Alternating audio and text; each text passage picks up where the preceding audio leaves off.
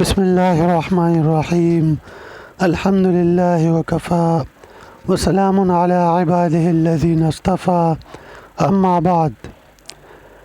ناظرین کرام، آج ہم انشاءاللہ سورۃ البقرہ آیت نمبر 89 اور 90 کا ترجمہ اور اسی طرح مختصر تفسیر انشاءاللہ پڑھیں گے۔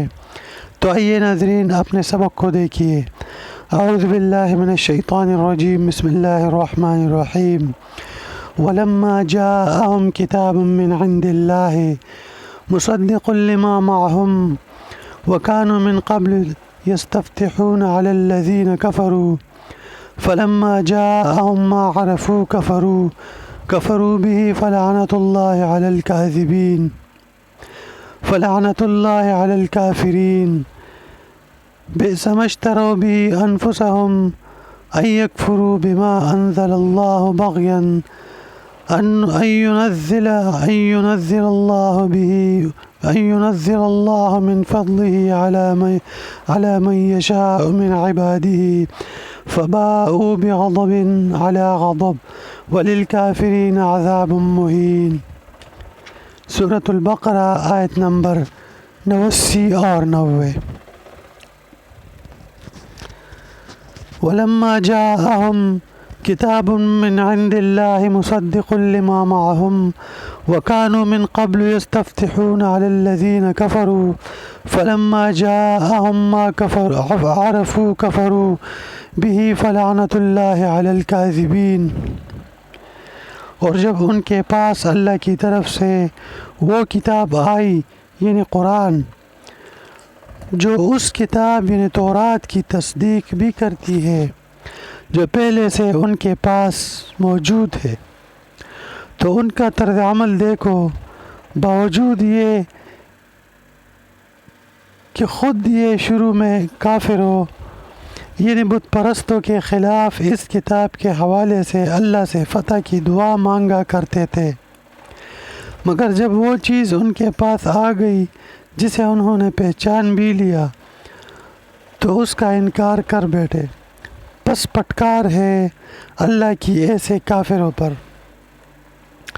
بئس ما اشتروا به انفسهم ان يكفروا بما انزل الله بغيا ان ينزل الله من فضله على من يشاء من عباده فباءوا بغضب على غضب وللكافرين عذاب مهين۔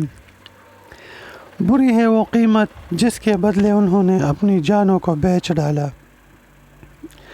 کہ اللہ کی نازل کی ہوئی کتاب کا صرف ایک جلن کی بنا پر انکار کر رہے ہیں کہ اللہ اپنے فضل کا کوئی حصہ یعنی وحی اپنے بندوں میں سے جس پر چاہ رہا ہے کیوں اتار رہا ہے۔ چنانچہ یہ اپنی اس جلن کی وجہ سے غضب بالائے غضب لے کر لوٹے ہیں۔ ناظرین کرام، ایک مرتبہ پھر دیکھیے اپنے سبق کو۔ ولما جاءهم کتاب من عند اللہ مصدق لما معهم وكانوا من قبل يستفتحون على الذين كفروا فلما جاءهم ما عرفوا كفروا به فلعنة الله على الكاذبين۔ اور جب ان کے پاس اللہ کی طرف سے وہ کتاب آئی یعنی قرآن، جو اس کتاب یعنی تورات کی تصدیق بھی کرتی ہے جو پہلے سے ان کے پاس ہے، تو ان کا طرز عمل دیکھو، باوجود یہ کہ یہ خود شروع میں کافروں یعنی بت پرستوں کے خلاف اس بات کے حوالے سے اللہ سے فتح کی دعا مانگا کرتے تھے، مگر جب وہ چیز ان کے پاس آ گئی جسے انہوں نے پہچان بھی لیا تو اس کا انکار کر بیٹھے۔ پس پٹکار ہے اللہ کی ایسے کافروں پر۔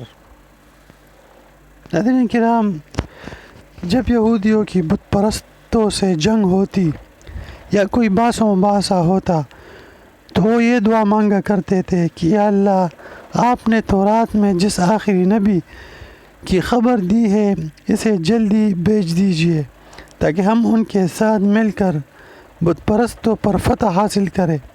مگر جب وہ نبی حضرت محمد صلی اللہ علیہ وسلم تشریف لے آئے تو وہ اس حسد میں مبتلا ہو گئے کہ انہیں بنی اسرائیل کے بجائے بنو اسماعیل میں کیوں بھیجا گیا۔ چنانچہ یہ جان لینے کے باوجود کہ حضرت صلی اللہ علیہ وآلہ وسلم پر وہ ساری علامت صادقاتی ہے جو تورات میں نبی آخر الزمان کی بیان کی گئی ہے، انہوں نے اس بات کو ماننے سے انکار کیا۔